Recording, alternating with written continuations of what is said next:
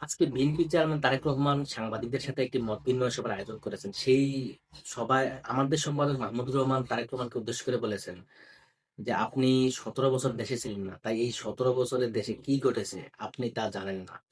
তারেক রহমান কি আসলেই কিছু জানেন না?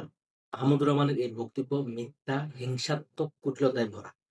মাহমুদুর রহমান বোধহয় তারেক রহমানের ভিশনারি, তারেক রহমানের ভাবনা, বাংলাদেশ নিয়ে তারেক রহমানের সুদূরপ্রসারী পরিকল্পনাগুলো দেখেন নাই। চোখের সামনেই সব ভেসে বেড়ালো। তিনি হয়তো তা দেখার কোনো প্রয়োজন মনে করেন নাই।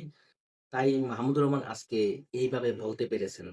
তারেক রহমান দীর্ঘ ১৭ বছর নির্বাসিত জীবন কাটালেও বাংলাদেশের অতীত নিয়ে তিনি যেরকম স্টাডি করেছেন, যেমন রিসার্চ করেছেন, বাংলাদেশের ভবিষ্যৎ নিয়ে ভেবেছেন, এরকম একজন মাহমুদুর রহমান কেন বাংলাদেশের কোন রাজনীতিবিদ বাংলাদেশকে নিয়ে এরকম হোমওয়ার্ক কখনোই করেন নাই।